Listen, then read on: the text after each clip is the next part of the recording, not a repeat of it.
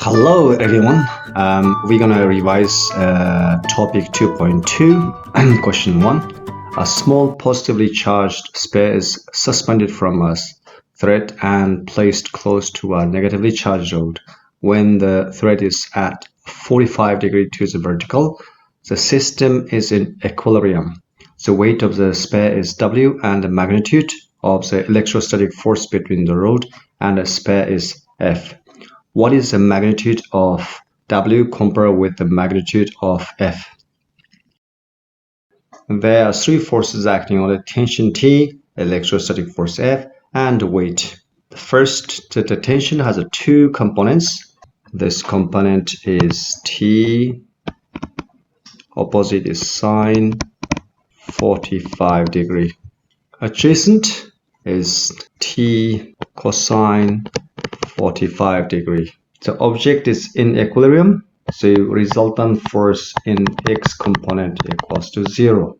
So electrostatic force F minus T sine 45 degree equals to 0, which means electrostatic force equals to T sine 45 degree. Since the object is in equilibrium, resultant force in Y component equals to 0, which means T cosine 45 degree minus W equals to 0, which means W equals to T cosine 45 degree. Sine 45 degree equals to cosine 45 degree, which means F equals to W.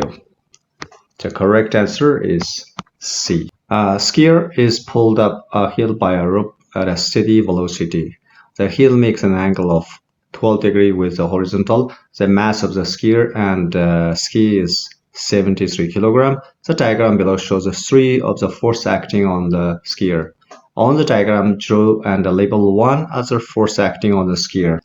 We have a weight, downward direction, and we have a tension force parallel to the surface. And we need to label W, weight, and this is tension T. Calculate the magnitude of the normal reaction acting on the skier. We need to consider the Y component of the weight, and that is equals to, that's adjacent, that means W cosine theta. As the object is moving parallel to the surface, the net force in Y component equals to 0, which means R minus W cosine theta equals to 0, which means R equals to mg cosine theta. Mass is 73 kilogram, G is 9.81, and cosine 12 degree, and that gives us approximately 700 Newton. Total friction force acting is 65 Newton, determines the tension in the rope. Now we consider the X component of the weight. That is opposite, so opposite is W sine theta. The skier is pulled uphill by a rope at a steady speed, which means resultant force in X component equals to 0. Tension minus friction force and minus the W sine theta equals to 0. We are looking at the tension, so the tension equals to friction plus W sine theta. So tension force equal to friction is 65 plus the mass is 73 and G is 9.81 and sine 12 degree. If we calculate this, we get a 240 Newton or approximately 210 Newton, two significant figures. Two blocks of weight 5 Newton and 2 Newtons are attached to two ropes X and Y. The block hang vertically. The mass of the rope is negligible. What is the tension in X and the tension in Y? Let's take a look at the smaller mass. It has two forces acting on it. That's the weight, 2 Newton, and Ty. Since the object is in equilibrium, resultant force in Y component equals to 0, which means Ty equals to 2 Newton. And now let's take a look at 5 Newton and 2 Newton combined. Total weight is 7 Newton. Tension Tx. So object is in equilibrium. So Tx equals to 7 Newton. So correct answer is B. The particle accelerates from rest, which means initial velocity equals to 0. The graph shows how the acceleration A of the particle vary with the time t. So the graph is acceleration time graph. The question asking what is the speed of the particle at t equals to 6 seconds. So area under the acceleration time graph gives us the change in velocity.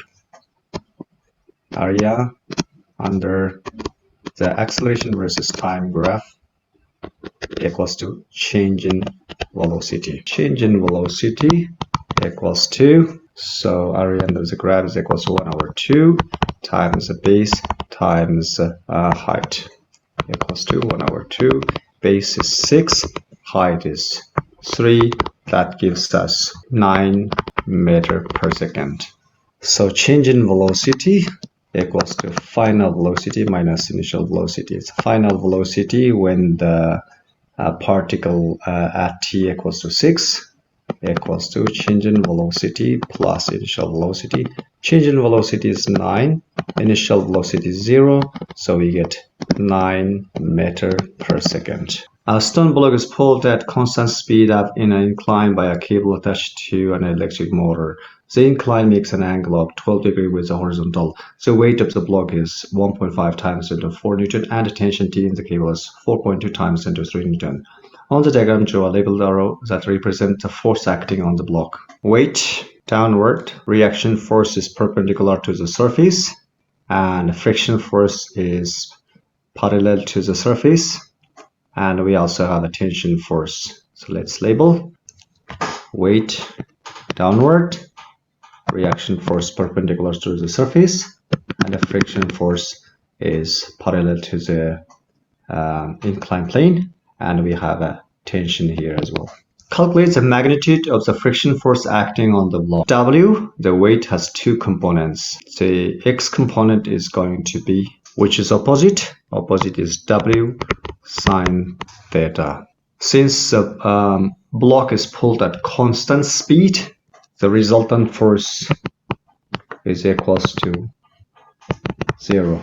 In this case, we are looking at resultant force in X component, which is equals to 0, which is T minus friction force minus W sine theta equals to 0. So friction force equals to T minus W sine theta.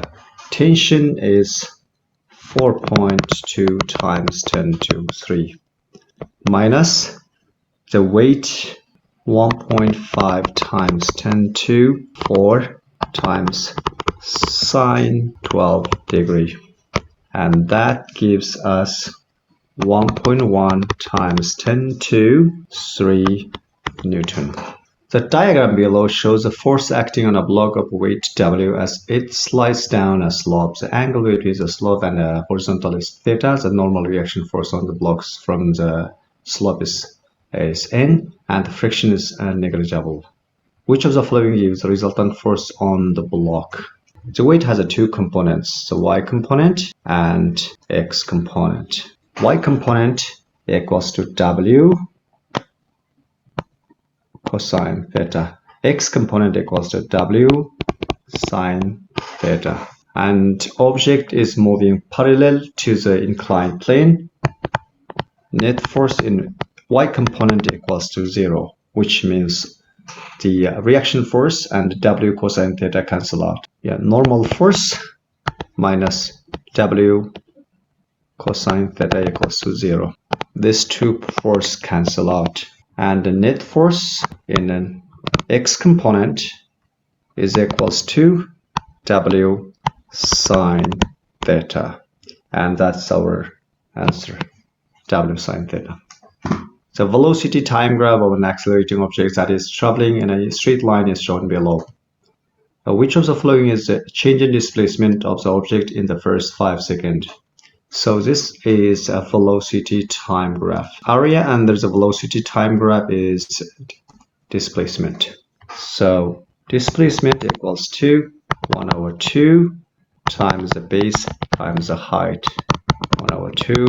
The base is 5. The height is 5. That gives us 12.5 meter. A trolley moves down a slope as shown in figure 4.1. The slope makes an angle of 25 degrees with the horizontal. A constant resistive force Fr acts up the slope on the trolley. At time t equals to 0, the trolley has a velocity v equals to 0.5 meter per second down the slope.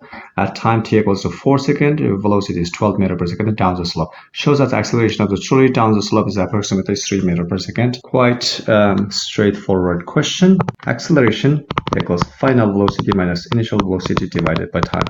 Final velocity is 12, initial velocity is 0.5, and time taken is 4. That gives us 2.9 meter per second. Calculate the distance x moved by the trolley down the slope from time t equals to 0 to t equals to 4. We're going to utilize the formula from data of s equals to u plus v over 2 times t. So initial velocity is 0.5, final velocity is 12, divided by 2, time taken is 4, and that gives us 25 meter. Sketch the variation with the time t of the distance x moved by the trolley. Since the trolley is accelerating downwards, so we should have a curve like this. A line with increasing gradient as the object is accelerating. The mass of the trolley is 2 kg, shows that the component of the weight of the trolley down the slope is 8.3. But down the slope, so that is definitely this one. And that is opposite. So that is a W sine theta. W sine theta, which is mg sine theta. The mass is 2 kg, g is 9.81 times sine 25 degree, and that gives us 8.29, approximately 8.3 Newton. Calculate the resistive force. The trolley is accelerating downward, so net force in x component equals to ma. We take a look at net force in x component. That is, the x component of the weight is W sine theta, which is 8.3 Newton from previous slide. So that is W sine theta minus the friction equals to ma. And W sine theta is 8.3, and friction equals to, mass is 2 and acceleration is 2.9, and we solve this with a friction equals to 2.5 Newton. A force of 7.5 Newton acts at 40 degrees to the horizontal as shown in figure 1.1. Calculate the component of the force that acts horizontally. Horizontal component, which is adjacent, that is F cosine 40 degree. F is 7.5 and cosine 40 degree. And we calculate, we should get 5.7 Newton. Calculate the component of the force that acts vertically. That's opposite, and opposite is F sine theta, which is F times sine 40 degree. F is 7.5 times sine 40 degree, and that gives us 4.8 Newton. Two strings support a load of weight 7.5 Newton as shown in figure. One string has a tension T1 and is an angle 50 degree to horizontal. The other string has a tension T2 and is an angle 40 degree to the horizontal. The object is in equilibrium. Determine the value of T1 and T2 by using a vector triangle or by resolving forces. T1 has X component and Y component. X component is adjacent, so that is T1 cosine 50 degree. And Y component is opposite, so T1 sine 50 degree. Similarly, T2 has X component and Y component. T2 X component is adjacent, so that's T2 cosine 40 degree. Opposite is sine, so that T2 sine 40 degree. The object is at equilibrium, so resultant force in X component equals to 0 and the resultant force in Y component equals to 0. Let's focus on X component. T2 cosine 40 degree minus T1 cosine 50 degree equals to 0.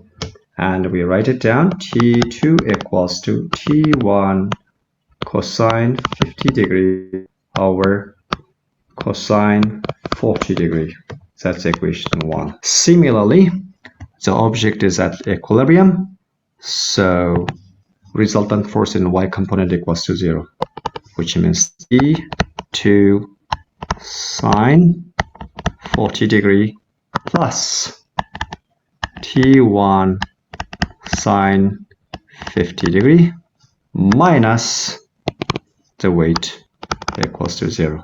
That is T2 sine 40 degree plus T1 sine 50 degree minus 7.5 equals to 0.